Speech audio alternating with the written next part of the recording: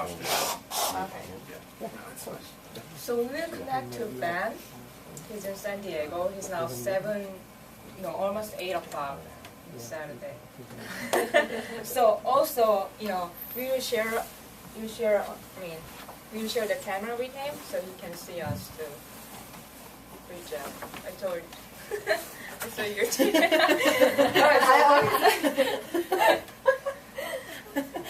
Take away your glasses. So let me call him. Your glasses good?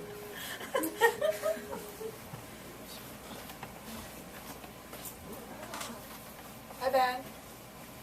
Can you hear me? That sucks. We have the headsets. Where are you?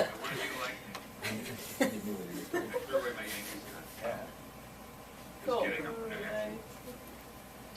All right. Good morning.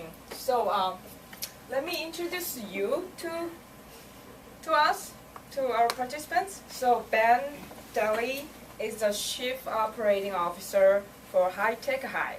He acts as an advisor for 15 high school students and teachers, and advises students in the High Tech High Graduate School of Education, where he is the Chief Academic Officer. Ben joined High Tech High to teach physics as a founding faculty member in fall 2000. He was the second director of High Tech High Regional Recipe. He is also a New Hampshire native. He's from here, right?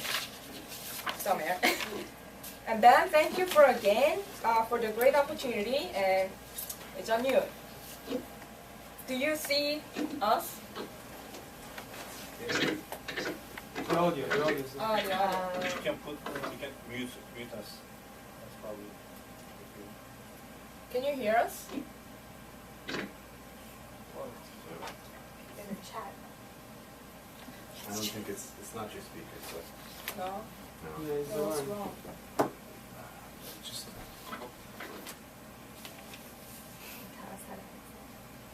It's just like this. Can you hear us? yeah. No, You can hear us. It's the The connection. connection. You can call again. It's Yeah. probably gonna be better. The only Okay, Ben, let me call you. Let me call you back. Aw.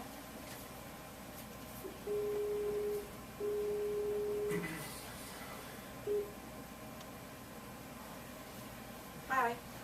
Testing. Oh yeah, now it works. Awesome. Can you hear me? Yes, I can. Okay, great.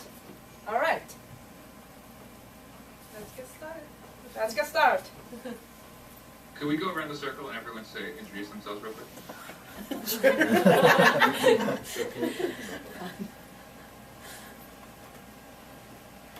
Oh, you want me to start? No, no. Oh, she's turning the camera over. You're first. The volume? Of him.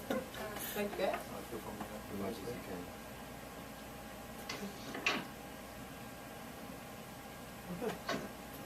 Better? Is it better now? Fine for me. Yeah. Yeah, let's start. Huh? Anyway, Yeah. Start. Yeah. Let me start. Yeah. So let's see if you can hear us. Can you hear us? Hello?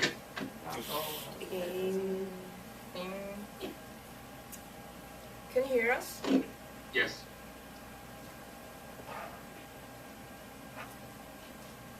Okay, so somebody start. Yeah. Okay. Ben, it's your turn. No. Well, he asked it to. He asked introduce everything. himself. Okay, I'll get started. Yeah, So- thanks. Okay, you go ahead. Okay. Hi, this is the co-founder of the Global Leadership Education organization with Sook. I founded this organization with Sook, and I'm a second-year doctoral student here in School of Education, and I will introduce to others. Okay, I'm gonna go. Hi there. I'm Sook. So I'm the one who contact you. Studying at BU. Studying at BU Educational Technology, second year of master program. Hey, Mustafa here. I think you can see me. I'm a software product manager and starting my executive education program at Harvard Business School next month. And here I'm boyfriend of Chung, just here, just helping others and interacting with you guys. I think you missed your name. The name. Mustafa. Mustafa is the name. You taking notes? Yeah. Yeah.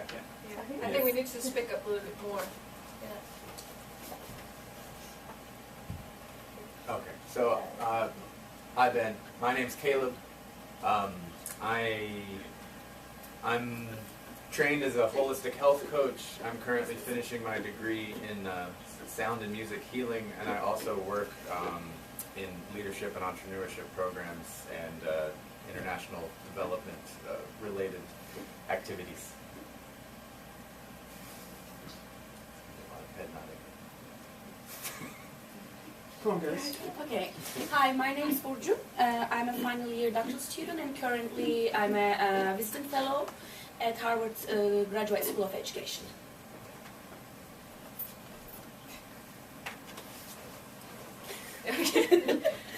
Hi, my name is Amanda. I study here at Boston University School of Education.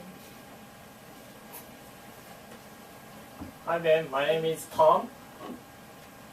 I'm an MBA graduate from a business school in Cambridge, and I'm an environmental consultant. Caleb, do you want to start turning the computer a little bit? Hi, I'm Bridget.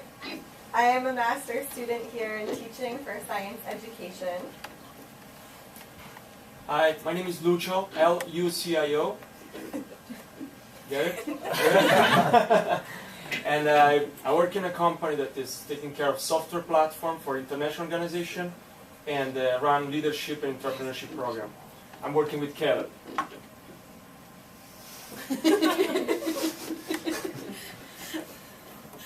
Hi, I'm Su Huiqian. I'm from China. I'm junior year at Boston University. My major is at elementary education. I don't think. You get it? Hi, good morning. My name is Yung, Y-U-N-G. I'm the first, this is my first semester here at BU. My major is Educational Media and Technology.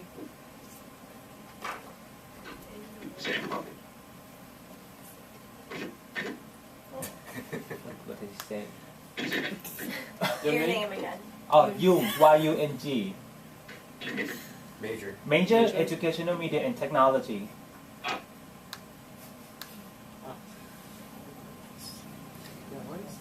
We need a That's the translator. line. I'm Brian. I am a master's student here at BU as well, doing educational media and technology as well. I'm Sook's classmate and Jung's classmate. I'm also an advisor at Northeastern University.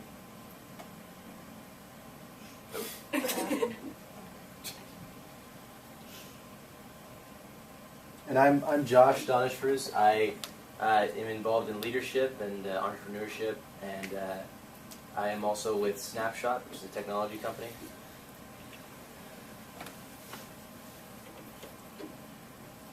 Okay, great. Thank you, everybody.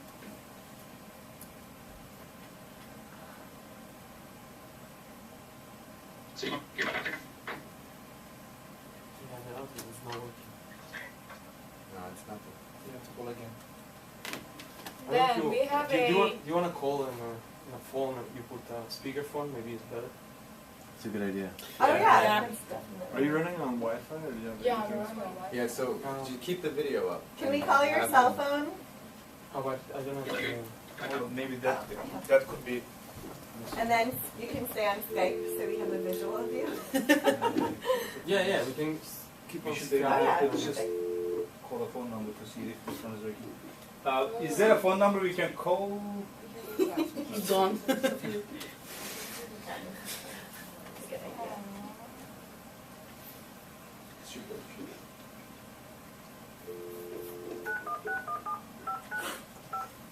I'm trying myself, but I don't have reception. Yeah, does that, who has reception, by the way?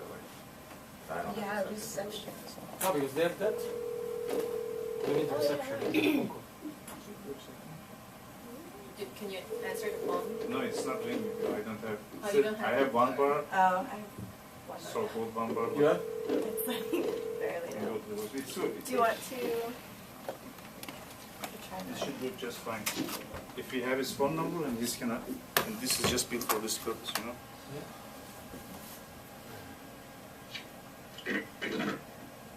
Can you type it? Sorry. We type and he writes. Type to him, so in case he can't understand. Yeah, tell him this. Yeah. Just type it. We all call you. Cell phone number. Three. Your lucky number.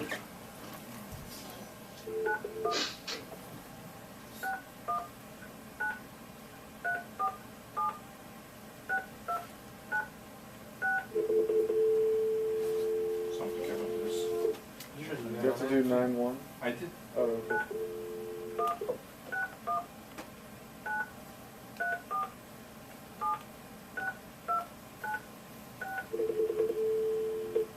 It might not allow long distance calls.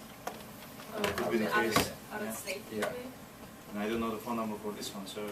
If somebody has Does anybody have a phone that Anyone gets have that a works service? here? Try it. you have service? Do you have service here? Do you? A little bit. Because I have no The service. reception you're asking. Try Technology great. The thing is, that's from the bus now. The thing is, we can't hear you really well. Technology is great. This is Skype's issue that they still need to fix. Actually, Definitely. it's a pretty consistent issue. And it happens a lot these days. Like I do my work with Skype and like each time there's a disaster. Yeah, but it's always on the audio side. Or well, in my experience, the audio If you side. drop the video, it's gonna work better? It might. I don't know how to use this phone. Yeah, try to drop the video camera for a moment. Let's see if, I don't go to meetings really well. I try to go to meetings. Test. Can you say something? Is that any better? Yeah, now it's better. Kind of. Kind of. Kind of. Yeah, no, it's good. Is that okay? Yeah. Okay. Cool. So it was his. Okay. Okay. Good thing there's someone from High Tech High in the house. Uh-huh. No, all right, so let him start talking so we can Okay. actually engage with us. We could just practice testing our microphone for the next hour. Would that be all right? Yeah. Okay, so I'm guessing it might be helpful if I just tell a little bit about the story about High Tech High, and then I'd love to get questions. It's kind of an eclectic mix of people. I can talk for a long time on any topic, so whatever direction you're interested in, I think that might work better. I do have some slides prepared, but I think it might work. I'm not sure it's going to work that well, so I'm just going to launch into about High Tech High. Okay, so I'm from New Hampshire, Boston Red Sox fan, rough year, but staying strong. I was a physics teacher. I went to Haverford College outside Philadelphia. I taught physics and math at an international school in the Philippines. I hear my 2-year-old son shrieking in the background, so if you hear that, that's no one's abusing him. He's just. And let's see, I taught at an all-girls boarding school in Washington, D.C. for a couple of years, physics and AP physics. And I think it might be helpful to know kind of my journey to where I am now. So I grew up in a small town in New Hampshire, a very low-income community, went to public schools, and then was kind of, and then I got credentialed to teach math and physics while I was in undergrad and taught abroad, and then I came back and I really was looking to teach. And by the way, I'm so happy I can talk at my normal pace to people from Boston, because normally I have to like really consciously slow down my pace for everybody, but I think I can just talk normally and you will all understand me, so I'm very excited about that. So I was trying to find a teaching job in the Philadelphia area public schools, and it was very frustrating. People were like, they wouldn't tell me if they had an opening. They would like send me a card like 6 months later saying, you know, thanks for your application. And I'm like, yeah, I took a job like months ago. What are you talking about? And so I ended up taking this job at this fancy boarding school in DC. It's called the Madeira School. If you know it, you have horses, and it's like a full-on kind of prestigious, fancy private school. And I had a great experience. I thought that the kids were terrific. Turns out, of course, course, all kids, even kids who can spend 40 grand to go to high school, they have challenges too. And I definitely felt like I had great relationships that I built there. And I realized at one point, I was like, you know what, if I leave this school, they're going to hire somebody exactly like me to replace me. Is this really what I want to spend my life doing, working in this kind of environment? And also, by the way, I was in boarding school, and I was 23, and I was working like 100 hours a week, and I was really inefficient and being dumb and like not using my time well and just working way too much in directions that were not helpful. So I also burned out teaching. And meanwhile, I was coaching high school basketball, and I decided that becoming a basketball coach was something I really wanted to try on as a career. Actually, the main reason for this is because I had this dream about being able to wear wind pants every day, and I was trying to think of a career in which I could just wear wind pants to work every day, and I realized college basketball coaching would be one of those jobs. So this is actually not a joke. That's really why I kind of pursued this. I was also looking at becoming an elementary school PE teacher, because I was thinking there's not that many jobs you can think of where you can actually dress like college professor. I guess that will be another one. So I moved to California to coach college basketball. I did that for a year, and then I went to I left the graduate school in Santa Barbara, and I heard about these things called charter schools. And the thing about what I found really interesting about the idea of a charter school, because I had student taught at this large public school outside of Philadelphia, and I found it extremely frustrating. The bureaucracy, just the way that people interacted with each other. It was like every day at lunch. I realized don't go to the lunchroom, but I would go to the faculty lunchroom when I first started student teaching at the school, and all the teachers were like, the kids in this damn district, and I was like, why are you so unhappy and like miserable? Like this, I don't want to be around you. It's horrible.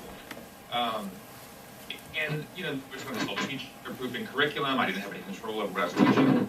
And in the private schools I did, they treated me as a professional. So, sorry I'm carrying on about this, but when I heard about charter schools, it sounded like the professionalism of teaching that was very appealing to me from the private school world, but also the ability to serve the kinds of kids that were like the kinds of kids that I grew up with.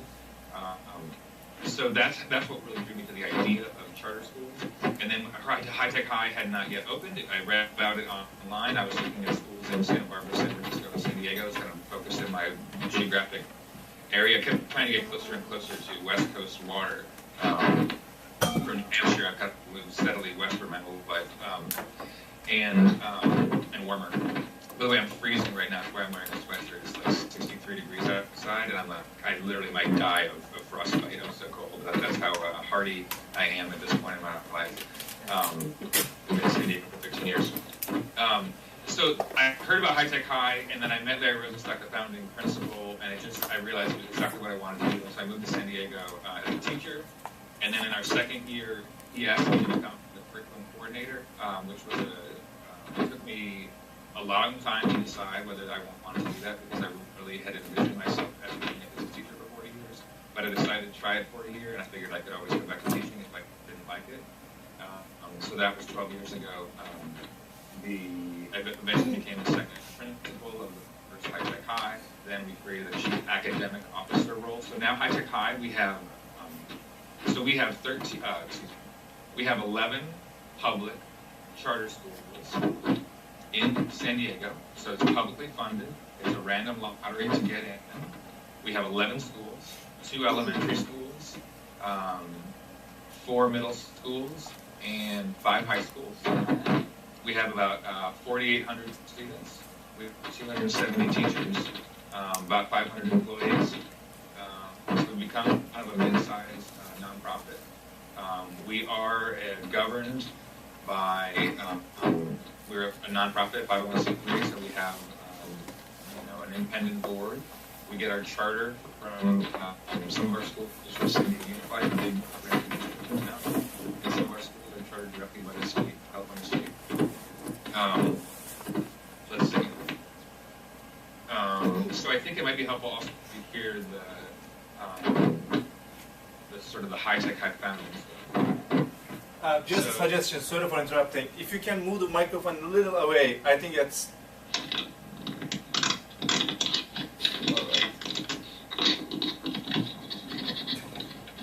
Okay.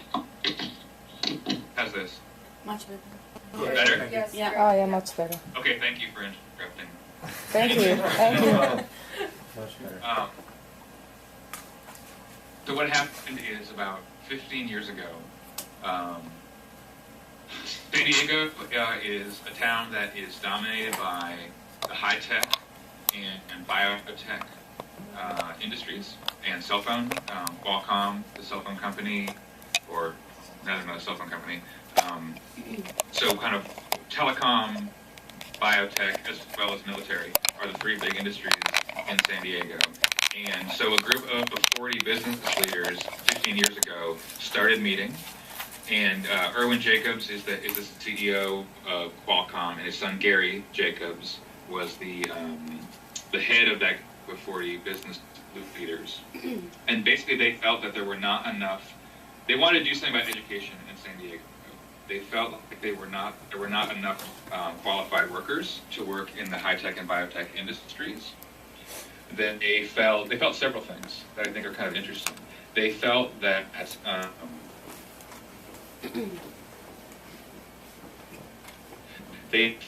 lost my train of thought. They felt that they were having to hire people with H-1B visas to fill all their kind of STEM positions, and nothing against people from abroad, but like, why can't we get more people from San Diego to fill these jobs? They also felt that there was an untapped opportunity in terms of low-income students, students of color, and females who were majoring in STEM fields. And they also thought that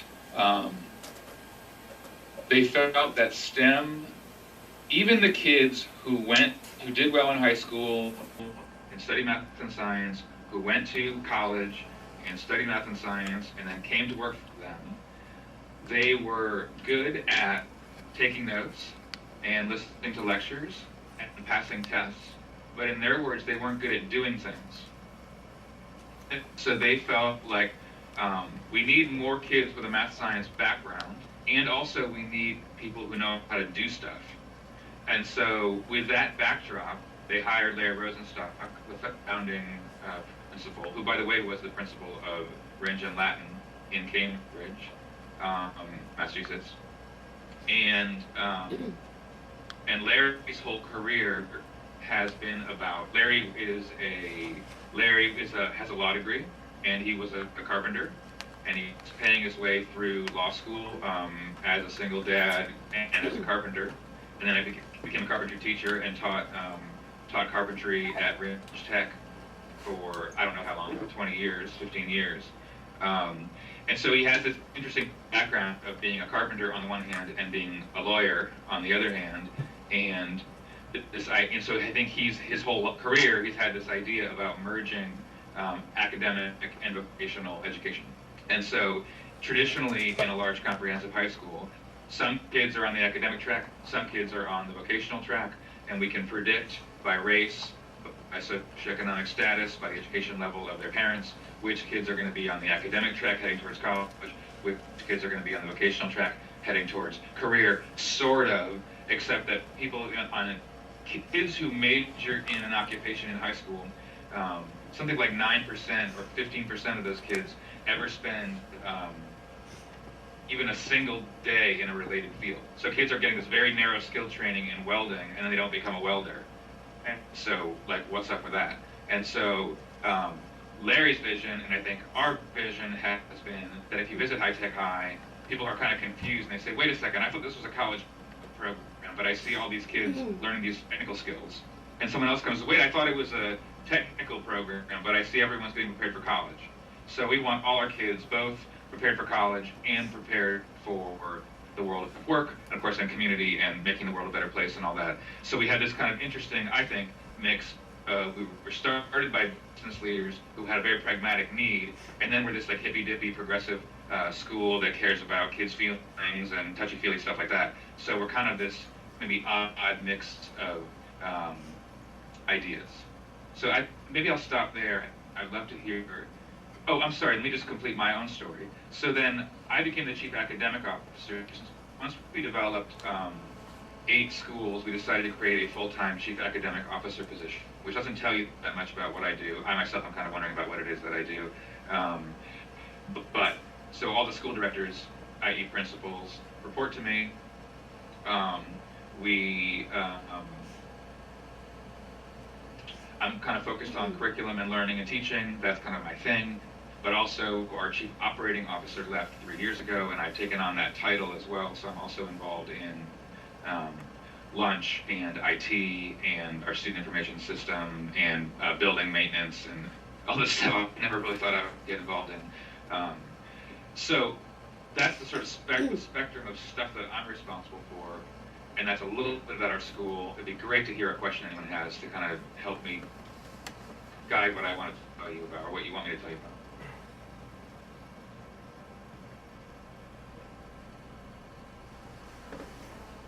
Otherwise, I can just tell jokes. So, you don't have any questions? Can you tell us more about the curriculum and how it works? Because I know, High Tech High has a very innovative curriculum system.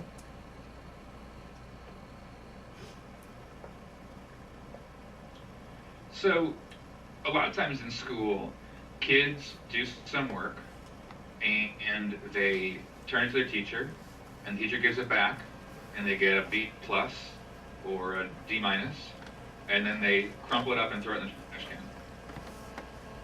And that's sort of a depressing way to spend 13 years, I think, or 17 years, or more. So we try to have kids do work that's worth doing.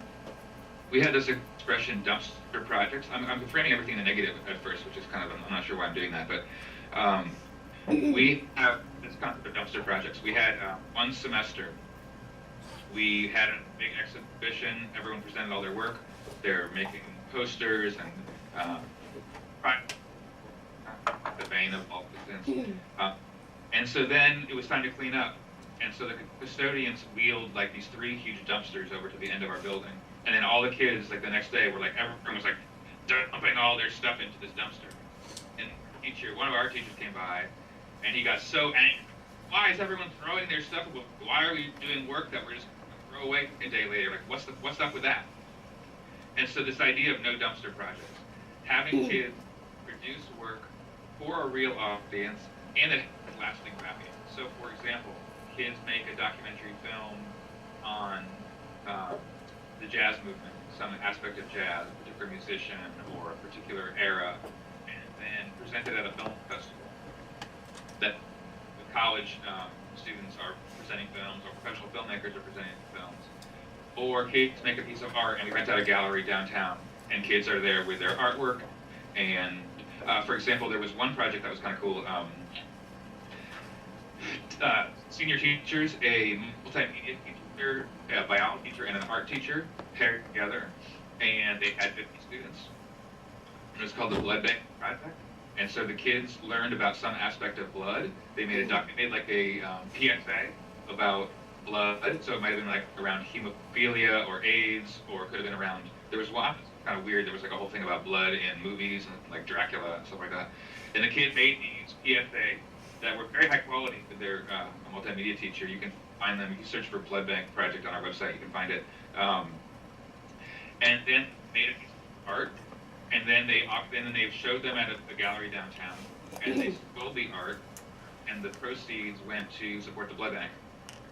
And then meanwhile, along the way, all these scientists had come into class, and people from the blood bank came into class to teach the kids about different aspects of blood. So part of we have 3 design principles: personalization, adult action, and content. So personalization, getting to know kids well, having teachers have a smaller number of students, also giving kids choices in what they work on. Adult action.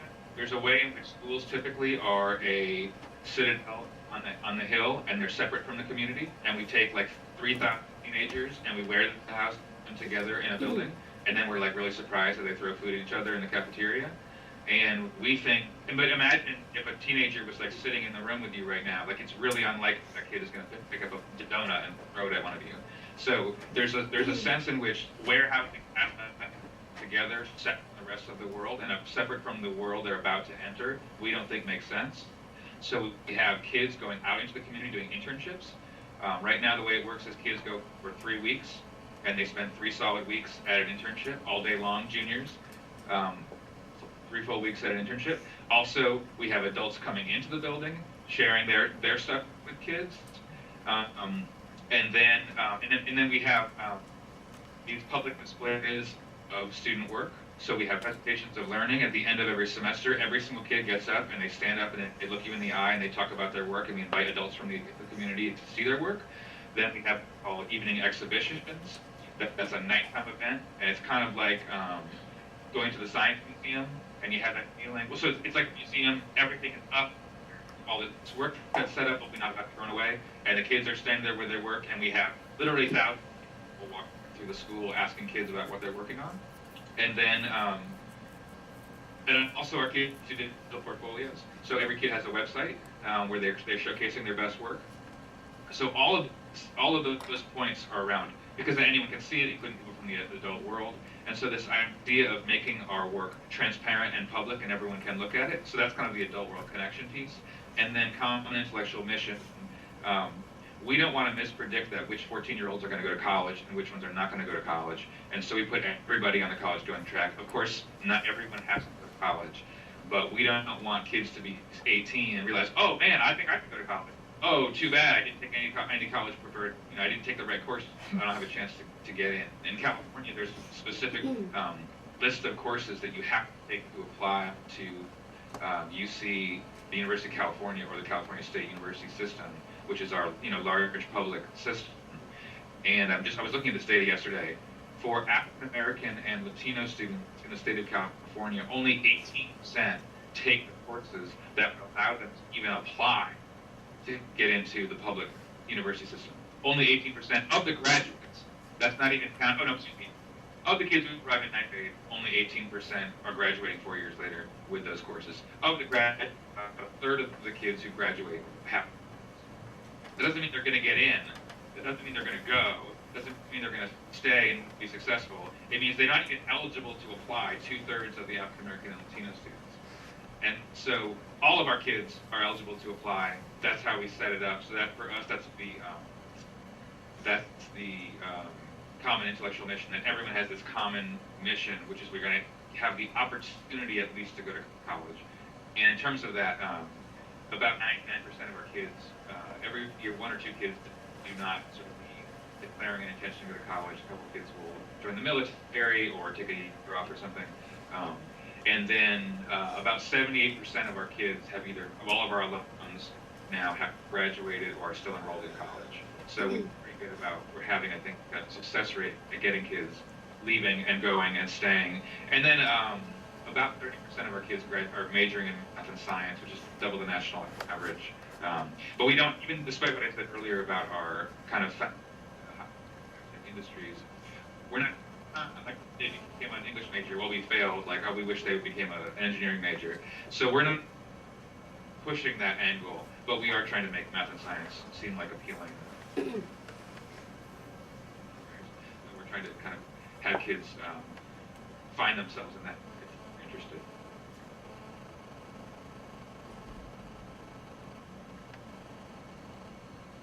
So anyone will have an idea how to solve the broken? No? So what? It's a little bit broken. Yeah.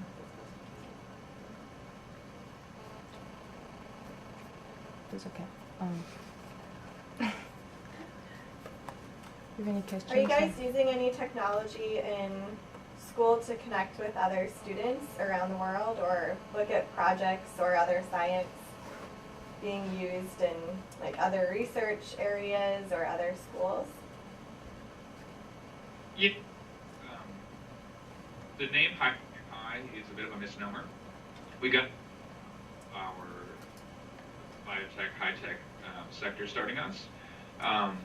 When we first opened the first year, there were all these kids who came, and they were like, this is so great, we're not going to have to read any books, we're just going to like learn Cisco all day, it's going to be so awesome. And then we were like, well, actually, we're going to read like Catcher in the Rye.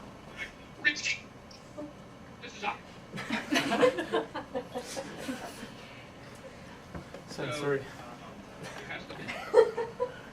Visited the school and said, you guys aren't high-tech high, you're a real-world high. And I kind of liked that. I thought that was that was an aspirational kind of statement. And Vander, who was the head of the Gates Foundation, one time said that high-tech high is actually a great liberal school in disguise. And we kind of liked that idea as well. So we do have, let me say what technology, I'm taking the ground back. My vision of technology is, first of all, that kids are consuming technology all the time. And we don't necessarily need kids just consuming more technology. We want kids making stuff with technology. And we don't, by the way, that technology is like a silver bullet. Like, oh, if you just put a smart board, all of a sudden, like, now we'll have 21st century teaching. So, or just give them all an iPad. That'll be amazing. And I'm like, what are you going to do with it? So, but what we do think that technology for, I think three things. Okay, research, production, and presentation. So, in the year 2000, it was seen as very controversial to suggest that kids would research things on the internet. Now, hopefully most of us acknowledge that that's probably a pretty good idea. They both say, but they might that's wrong. I said, that's right, to help them. Like, what do you mean? Don't look at Wikipedia because there might be a mistake on there sometimes? Like, of course, there's a lot of, look at Wikipedia, yes, that's problematic. You never look at Wikipedia, that's probably more problematic in my mind. So we want kids doing a lot of research the internet helps. We want them posing and answering questions, and we think the internet is something like that. Not the only resource, but one. Then we want kids making stuff. So research, production. We want kids making films. We want them building. Okay, so we opened a school in Chula Vista. Chula Vista is right on the border with Mexico. It's become these beautiful camps. We cited our K-12 there, and that had to do with kind of wildlife back. We have snakes through the building, and we have mice, four-legged critters coming through. And so the fifth graders were thinking, you know, we need to do something about all these mice in our school. So what should we do? Maybe we could get snakes. This is a fifth grader explaining this to me. He said, but you know, we realized snakes. The parents like that very much. So that wasn't a good idea. And then we thought, well, what else eats mice? And he listed a bunch of different four-legged critters that eat mice. So, but also, like, the parents are going to be really troubled if there's like foxes in our school eating mice. And so, but then we thought of owls. And there's something which is native to this area, and the owls eat mice, and also, you know, they're mostly here at night, so they're not going to bother anybody, and people kind of like owls, so that would be okay. So how do you get mice to, I mean, how do you get owls to come in a community? Well, it turns out there's these things called owl boxes, which I never heard of, but it's like a birdhouse. And kids were building their model owl boxes the day I was there out of card stock. And they were drawing to scale. They had hands in three views, and math learning with proportions, ratios, fractions, measuring. And so they were building these owl boxes, the models, and they were getting critique and feedback from their peers on how to make their owl boxes better. Excuse me. And then they were going to be creating full set owl and putting them out in the area around our school, hopefully to attract owls, hopefully to eat mice, hopefully so we won't have so many mice in our building. And so the fifth graders, I'm not doing this, but that's an example of where definitely our middle schoolers and high schoolers would be drawing their plans using CAD software and using Google Sketch and using kind of plan out what to do before they by hand. So. And then we have all over our schools. Every school has 20 projectors or more because we want every kid up during our presentations of learning up presenting their work. And so have those projectors, not but there's going to be a proper phase in which they want to have show images or show what they've been working on on their digital portfolio or whatever. So researching stuff online, making stuff with technology and then present technology. Of course, they can still make a bridge out of toothpicks, so they don't have to have technology. Doesn't have to mean like computers. There's like a lot. That technology is anything that you didn't have. So like pen technology, but now no one thinks of them that way. So that technology in our schools, we do use software to help teach kids. For example, ST Math is this software that I find really compelling. It's from the Mind Research Institute, and it's this graphic. It tries to teach math to kids rather than teaching them like how to memorize, manipulating the algebraic formulation, instead like helping them develop this conceptual understanding. So that's one example of something that we're using technology for. But the question now is about technology to connect with other kids around the world. I don't know that very much of that. Sounds like a good idea. One thing I thought that's related to this is we had that were reading this book by at Cornell, and I forget the name of the professor. She was an African American woman professor at Cornell, and I believe she was the first in her family to go to college. And then I went to class. The teacher had contacted the professor and said, "Hey, we're reading your book. Would you be willing to do a Skype?" And she was.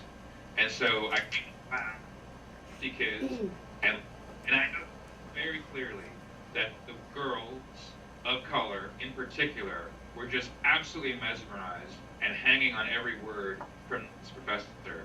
And I could see in their eyes that they were saying, this could be me. I'm making this kind of stuff. And so that using technology in that way. But I would say that others are probably more thoughtful and further along with that than we are.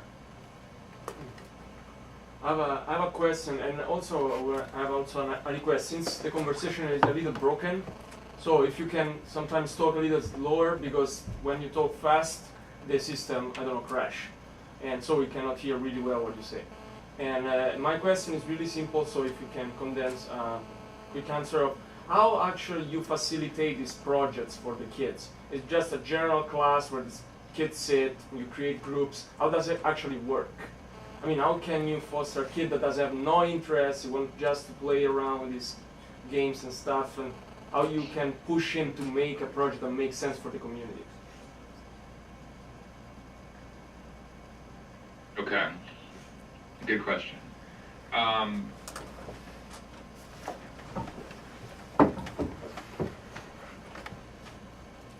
Well, one thing that I think about with that question is, because your point about what about a kid who's not interested? So we think that one of the biggest, possibly the biggest problem with the American high school is how boring it is. It's a very disengaging place where kids are going from 46-minute chunks of time where they're just studying random stuff, and then their next teacher, and they go to their next teacher, and they go to their next teacher, and there's no connection between what they're doing in all these classes. And then we're like really surprised that kids act out in class. And so our theory about classroom management, of course there's some tricks as a teacher that you learn about how to get kids' attention and stuff like that, but we think that if kids are doing engaging work, they tend to be engaged and not checking out and bored. And so that's my first response, is that yes, of course we have teenagers, and yes, of course sometimes they're not that engaged, but we have that issue way less than you would have it in a normal school, because what we're doing, I think, is inherently kind of interesting. And then you have a real product at the end and a real moment with an exhibition, which I think is, I mean, we're not the ones who invented it. Ted Sizer, Debbie Meyer, Dennis Littke, others were, ahead of us on this. But just to your point about engagement, when kids are making stuff for a real purpose. So for example, the first year when I was teaching physics, I'm trying to talk more slowly. When I was teaching physics to ninth graders, the students came to me and said, we want to build battle bots. And I said, how about robots? And they said, no, we're going to do battle bots. And are you guys old enough that you know what battle bots are? Yeah. Yes, some of you, yes. They're like these remote controlled chainsaws that like destroy each other. It's like adolescent boys heaven, basically. It was in Comedy Central like 15 years ago. So, but I didn't want to do battle bots because I wanted to get at artificial intelligence and have the things actually be smarter than just merely being controlled by a remote control. So that's why I said robots. And they said no battle bots, and then I said no robots. And then we compromised and we did robots. And it's no compromise. Thank you for one person laughing. There's no compromise, huh? Yeah. And so what happened is the first thing that we did when we were building our robots is I put them into pairs. And I found plans on this, like, I forget the name of the magazine. It was this nerd magazine that I was reading. And they had plans for a robot that was all components, no circuit, no microcontroller. It was just relays, capacitors, resistors, etc. And basically, you take a tank and you put buttons on the front, and you hook up everything, wire it up on a breadboard, and then the robot would drive forward, and it would smash into a wall, and then it would back up, and then it would turn, and then it would drive forward and smash, and then it would back up and it would return, and it would drive forward. And so the way that it worked is that you had to have a different capacitance or a different resistor on the two sides of the tread tracks, so that one set of tracks would go backwards for longer so that it would turn. And so I only tell you about that because then kids came to me and they said, could you give us a lecture on how capacitors work? And so this is my first year teaching at High Tech High, and I had been teaching in traditional schools, and it was like I almost fell over. You want me to lecture you on how capacitors work? I was like, I have been teaching capacitors for quite some time. I have never had a kid ask me to lecture to them about how a capacitor works. And so for me, the aha was, because there was something that we were making for a real purpose, now kids really wanted to understand why it worked. No one was like, okay, oh sure, it's in the book, chapter 7, capacitors, let's talk about capacitors. It was like, I want to know how my robot works. Can you please explain to me how this capacitor works? And so, kind of rambling. That, this idea of, in terms of engagement, making stuff, and also now it's giving me an excuse to teach traditional physics concepts. And the other point I'm trying to make in response to your question is that because we had this exhibition coming. First of all, everyone had to get their robot working. And so, one group gets their robot going and it drives into walls and it backs up and it turns. Every group is like, they see it, they're like, oh my gosh, how come my robot doesn't work? I better get to work. And so even kids who were more disengaged or who were goofing off because they're teenagers or because they're people, that kind of pressure around you're making something, it's not just there's a test on Friday, it's like there's this real thing and it's cool and I want to get mine done too. And then by the way, we're going to have this moment where we're going to have roboticists and computer scientists and engineers here, and we're all going to be presenting our work. I think the realness of that deadline really pushes us forward. And then the other way I'm going to answer your question is, when I taught at a traditional school, I had some times when I would talk. There was some times when kids would do problem sets. There was sometimes when we would do labs, and we would have a bunch of light bulbs and batteries and wires, and what happens with them in series, what happens with them in parallel, let's measure the voltage and the current. And so all those things still happen, in my view, in a project-based learning environment. So it's not like you visit High Tech High, and everywhere you look, there's a kid like swinging a hammer. It's like there's some kids sitting listening, there's some kids working in groups, all the things you would see in traditional school. However, what you don't see is kids saying, why do we have to learn this? Because everyone knows why they have to learn it. It's because there's this exhibition coming up. And so we're just trying to put everything in a context. So it's the same kinds of content and skills. It's a lot of the same teaching pedagogy strategies, but there's a purpose to it all. That's, I think, the big shift that we're trying to make. So I hope that helps Yeah, answer your question. thanks. Perfect. So everybody's in the same page, so that's why they have a common purpose. And so that's why they motivate them. Okay, thank you. Along with that same theme, does your school often do integrated units, such as the blood example that you had, or are teachers at the same time doing these real world projects? Yeah, so our approach is to have two teachers paired up working together on an integrated project. That's the basic gist of what we do. So it's in grades 6 through, in the middle school for sure, we have one teacher who does both math and science, another teacher who does both history and English. We call that humanities. And so, Bridget, if you're the math and science teacher and I'm the humanities teacher, you have 28 students, I have 28 students. We have them for 2 hours. We swap our groups after lunch. There's a 5th period where the kids take art or Spanish or drama or something, and that's our common planning time. And so then our task is let's come up with a project that integrates math, science, history, and English for all 56 of our students. By the way, class size of 28 is considered small in California, just to give you so you know you work with. 40 is typical in California. So 28 is enormous, but actually everyone gasps at how small our class size is in California. So the two of us have all the autonomy in the world, basically. And in fact, there's going to be a wall between our classrooms, which opens. And so we can for our sort of 4.5 hours of class time that we have together, you and I are doing all the planning. We have a common planning period together. And then we're working towards a common exhibition. That's the achieved state. It's also true that you might decide to do 45 minutes of math, working as part of that. So it's not like everything is part of the project. It's okay. I mean, we can't cover all the standards because that's ridiculous. But we try to cover some important ones. And then, by the way, and some of it fits within the project, and some of it doesn't. And so we can do some of that stuff on the side. And just one more thought about that I think is important. A lot of people tell me, oh, we get project-based learning, no problem. Take a look at all the standards and then think of a project that covers them all.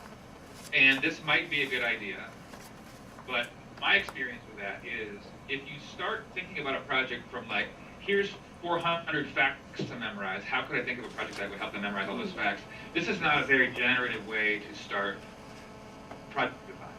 So we try to do it backwards. And we say, what's a really compelling product and event and audience and thing that I'm passionate about or that the kids are passionate about? Let's design it that way. Now, by the way, I'm doing robots. Well, Ohm's law fits in here. Series and parallel circuits fits in here.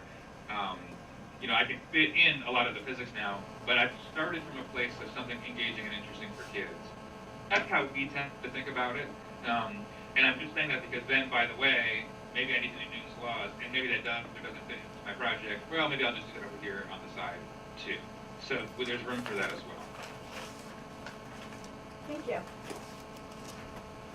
And I'm sorry, and sometimes teachers, they just, I'm going to do a humanities project, and you're going to do a math and science project. That happens too. That's not really our ideal state, but especially in the first year, and especially in the first semester, I think that's kind of fine to kind of just get going on something, and but we're working towards integrated projects. But we're not like dogmatic about every project must be integrated across all subjects, because then it's worse, and then what was the purpose? It's not just doing integrated for the sake of integrated. Its theory is that the world is integrated, and we've artificially separated disciplines in schools, so let's go back. But not now let's make them integrated.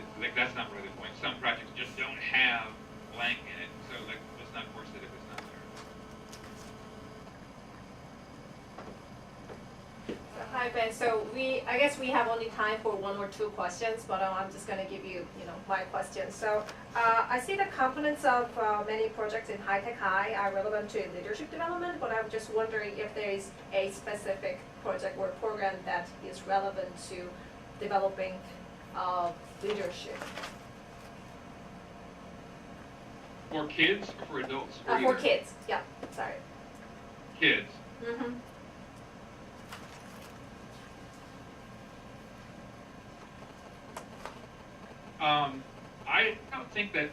I can't think of a project offhand that sort of had, like, the focus was around leadership development. I do feel that one thing that I think that we're really good at is developing leaders in kids, and I think because of the intention, if you have kids working in groups, one, instead of sitting in rows listening, and two, if you're intentional about groups, and it's not just like, oh, all the kids who look like each other will just go work with each other, but like, no, the teacher steps in and is like thoughtful about making sort of thoughtful groups. And then three, because a lot of times what happens is teachers say, hey, okay, hey, you three kids, work together, here's the assignment, I'll see you in an hour. And then the kids don't do anything, like one kid does all the work, or no kid does all the work. Or some groups work, but some kids don't. Some groups don't work. And then at the end, you say, well, that didn't work. I tried group work already. It didn't work. Well, yeah, doing it like that did. But if you there's a lot of strategies you can use. For example, okay, assign roles. So one of you, you're going to be you're the manager. Someone else, you're the editor. Someone else, you're the content. That's one approach. Or you could say, ask everyone in your group before you ask the teacher. There's lots of different ways you can do it. But you definitely have to put structures in place into the group work.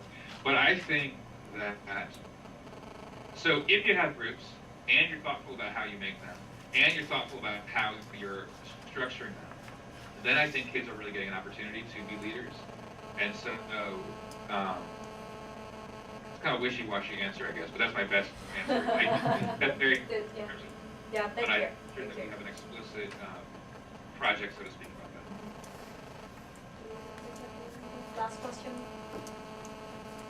Do you have a leadership strategy for your administration? You seemed like you might have had one just because you're hesitant about which students or faculty, staff. So we started a graduate school of education 6 years ago. And I tell people that, and they always say, oh, that's so cool. What graduate school are you partnered with? And I say, no, we started a graduate school of education. They're like, oh, that's so great. So you're partnered with UCSD? And I say, no, we started a graduate school of education. They're like, oh, I get it. So you and USD are like working together. I'm like, no, we started a graduate school of education. You started a graduate school of education? Yes, we started a graduate school of education. So we started a graduate school of education. And we have master's programs in teacher leadership and in school leadership. And so I was running our school leadership program. Someone else has taken that program over. And so, yeah, I guess I have no time to say it. But I would say that one example of something that we're doing that I think is kind of helpful is, to me, one of the challenges of leadership, maybe this is my own personal challenge, is like conflict avoidance. And so you're just having I'm a teacher, of course I like kids, but then like you have adults doing all these horrible things, and you're like I talk to you about like wearing shoes at school, or like I have to tell you to not close your belly button, like really I have to tell like an adult this, and like I'm really gonna tell this parent stop screaming at our teachers, please don't do that. So that piece of, it doesn't really sound very much like leadership, does it? It sounds more like managing crap, but it is a part of it. And so something that we've gotten, I think, kind of some effectiveness with is we do role playing. So we have our leaders to be, or our new leaders, or our experienced leaders. We give them scenarios, and then in small groups they role play how would you handle that situation. And sort of that experience of role playing this parent who's really angry at this teacher, and then how we're going to manage that. That's one thing that we've done that I think has been kind of cool. Yeah. All right. Thank you, Ben. Do you hear? Yeah, you see me. Thank you, Ben, so much. And